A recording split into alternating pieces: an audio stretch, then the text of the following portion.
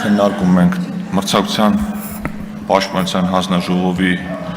անցած տարվա գործունեության մասին զեկույցը։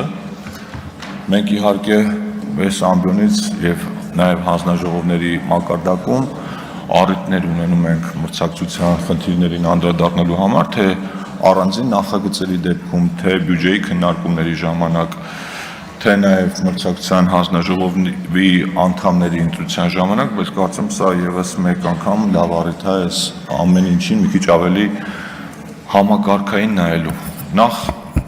մրցակցությունը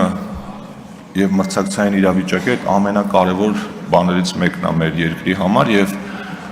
2018 թվականի հեղափոխությունից մեր հասարակության գլխավոր ակնկալիքներից մեկը հենց մրցակցային իրավիճակի բարելավում էր, որ չունենանք արհեստական մենաշնորհներ, չունենանք խոչընդոտներ եւ բոլորը կարողանան զբաղվել այն գործով, որոնցով ուզում են զբաղվել։ Եվ պետք է ասել, որ հեղափոխության արդյունքում այդ խնդիրների մեծ մասը ավտոմատ լուծվեցին, որովհետեւ շատ տեղեր խնդիրները պայմանավորված էին որոշ մեխանիզմներով հարատավոր, որոնք վերացան, բայց ամեն դեպքում այդ խնդիրները դրանց մի մասը դեռ պահպանվում են եւ չնայած մենք այսօր ունենք շատ ավելի լավ մրցակցային իրավիճակ, քան մի քանի տարի առաջ, բայց նաեւ մյուս կողմից մեր մոտ ակնկալիքները ու նշաձողերն են բարձրացել եւ պետքա այդ առումով շատ ավելի մեծ աշխատանք կատարել։ Այստեղ մի քանի ասպեկտ կա, որոնց կուզեի ուշադրություն դարձնել։ Ես օրինակ պարոն Գևորգյանին հանձնաժողովի նիստի ժամանակ հարցնում էի այդ շուկայի կենտրոնացվածության ինդեքսների մասին, նորել ենք իրար հետ մի փոքր տենց ոտքի վրա բանավեճ ունենում։ Պարոն ինչի լսում գիտե։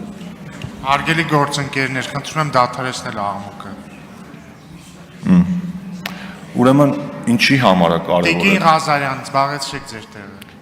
Ինչի համար է կարևոր մեզ համար հասկանալ այդ ինդեքսները։ Եթե օրինակ մեզ ասվում է, որ որևէ շուկայում կար 2 խաղացող, հիմա խաղացողների թիվը դարձել է 4, դրանից ավտոմատ չի բխում, որ այդ շուկայում մրցակցային իրավիճակը լավացել է։ Կարող է 4 խաղացող են դարձել, բայց այն մեկի կշիռը այնքան ավելացել, որ մենք ունենք շուկայի ավելի մեծ կենտրոնացվածություն։ Եվ դրա համար մեզ համար շատ ավելի լավ կլինի ու ցանկալի կլինի ունենալ ձեռքի տակ այդ ինդեքսները։ Եթե մրցակցության հանձնաժողովը դրա համար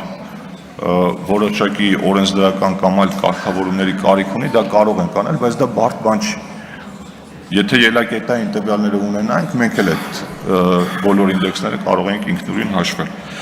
Երկրորդ կարևոր բանը, որ ուզում եմ դրա վրա ուշադրություն դարձնել, դա այն է, որ չնայած մենք վերջին տարիներին բավականին շատ փոփոխություններ են կատարել մրցակցության պաշտպանության մասին օրենքում եւ հարակից օրենսդրության մեջ եւ ահագին ուժեղացրել ենք մրցակցության հանձնաժողովի գործիքակազմը, բայց կարծում եմ, որ այսուհետ մեր ուշադրությունը ավելի շատ պետք է կենտրոնացած լինի ոչ թե ռեակտիվ, այսինքն հետևանքների դեմ պայքարի վրա, այլ կանխարգելիչ գործողությունների վրա։ Օրինակ չէ առաջին օրը իմ գործընկեր Սիսակ Գաբրիելյանը հարցնում էր ավիաընկերություններից մեկի մասին պետական աջակցության ծրագրի արդյունքում, երբ որ իրենց մոտ դժգոհություն է առաջացել, որ հակամրցակցային պայմաններ են ստեղծվում եւ պարոն Գևորգյանը ասաց, որ ընկերության բողոքի վրա վարույթ է հարուցվել։ Հիմա եթե այդ վարույթի արդյունքում պարզվի, որ այդ աջակցության որոշումը ինքը մրցակցային իրավիճակի վրա վատ ազդեցություն ունեցել, այդ ժամանակ ես պիտի հարցնեմ մրցակցության հանձնաժողովին, թե ինչու այդ որոշումը ընդունելու ժամանակ եզրակացություն չի տրվել, որովհետև մենք ունենք բազմաթիվ դեպքեր, խոսքը վերաբերում է եւ օրենսդրությանը,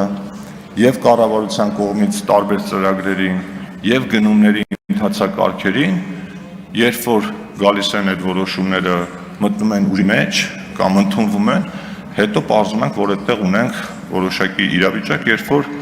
մրցակցային իրավիճակը խաթարվում է։ Այսինքն մեր ակնկալիքը հետևյալն է, պարոն Գևորգյան։ Այն դեպքերում, որտեղ որոշումները մի քիչ ավելի լայն շրջանակի են վերաբերվում, ձեր հանձնաժողովից ունենալ եզրակացություն այդ դեպքերի ազդեցության վերաբերյալ։ Ընդ որում դուք այստեղ որևէ բանով պիտի կաշկանդված չլինեք, որովհետև դուք ինքնաբար մարմին եք, մենք ենք ձեզ ընտրում ու դա մեզ ամենամեծ օգնությունը կլինի, որ կառավարության որոշումների ընդունման ժամանակ, օրենքների ներկայացման ժամանակ մրցակցության հանձնաժողովը գա ու եթե տեսնի այդտեղ խնդիր ունենք, դրոշակը բարձրացնեն, ասի ժողովուրդ ջան, այս ձեր որոշման արդյունքում շուկայում այս փոփոխություններն են տեղի ունենալու, որովհետև դուք եք այդ մասնագիտական հանձնաժողովը, եթե դա չենք անում, հետո արդեն սկսում ենք հետևանքների դեմ պայքարել։ Այս է իմ ամենակարևոր ակնկալիքը մրցակցության հանձնաժողովից եւ երկրորդ ասպեկտն էլ որ ուզում եմ նշեմ, ես շատ կարևոր եմ համարում, որ ինչքան էլ մենք ուժեղացնում ենք մրցակցության հանձնաժողովի հնարավորությունները, իրենց նոր գործիքակազմ ենք տալիս նոր հնարավորություններ, բայց այդ հնարավորությունները պիտի օգտագործվեն այնպես ու պիտի կարգավորվեն այնպես, որպեսզի դրանք տնտեսվարողների համար ավելորդ դժվարություններ ու անհարկի խոչընդոտներ չառաջացնեն, այս էլ է շատ կարևոր, որովհետև օրենքով աշխատող բարեխիղճ տնտեսվարողը պիտի չզգա ոչ մրցակցության հանձնաժողովի, ոչ պետական այլ կառույցների ներկայությունը իր կյանքում։ Ու այս իմ ասածը վերաբերում է ոչ միայն բնականաբար մրցակցության հանձնաժողովին, այլև գրեթե բոլոր պետական կառույցներին, որոնք առնչվում են տնտեսվարողների հետ, լինի պետական եկամուտների կոմիտեն, լինեն տեսչական մարմինները, որովհետև շատ դեպքերում ամեն մի կառույց փորձելով լուծել իր առջև դրված խնդիրը, չեմ ասում միտումնավոր, բայց լավ նպատակներից ելնելով կարող է շատ ավելի մեծ խնդիրներ առաջացնել։ Ու շատ դեպքերում մենք մեկ-մեկ ընկնում ենք ծայրահեղությունից ծայրահեղություն, երբ փորձում ենք 1000 դրամ բյուջե վերականգնելու համար 1 միլիոն դրամի տնտեսությանը վնաս տալ։ Պարոն Գևորգյան, եթե այս առումով դուք զգում եք, որ խորհրդարանի միջամտության կարիքը կա, մենք կարող ենք իրար հետ քննարկել, օրինակ, եթե գտնում եք, որ դուք ավելի շատ ռեսուրսի կարիք ունեք, կամ պետք է օրենսդրության մեջ փոփոխություն արվի, որ դուք կարողանաք լրացուցիչ վերլուծություններ իրականացնել կամ նախապես որոշակի եզրակացություններ տալ, եկեք այդ օրենքով սահմանենք, որպեսզի դուք էլ հնարավորություն ու իրավունք ունենաք համապատասխան ռեսուրսներ պահանջելու։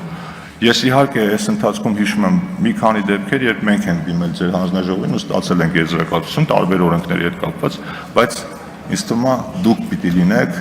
այն առաջնային կառույցը, որը մեզ պիտի հուշի, որովհետև մենք դրա մասնագետները չենք ու պիտի հիմնվենք ձեր եզրակացությունների վրա։ Եթե դա չի արվում, մենք ձեզ առաջիկայում շատ ավելի շատ ենք ծանրաբեռնելու ու գրեթե բոլոր օրենքների մասով, որոնց հետ կապված ունենք որոշակի մտահոգություններ, ձեզ հարցումներ ենք ուղարկելու, ակնկալելու ենք պատասխան, բայց շատ լավ կլինի, որ դա դնենք ինստիտուցիոնալ հիմքերի վրա։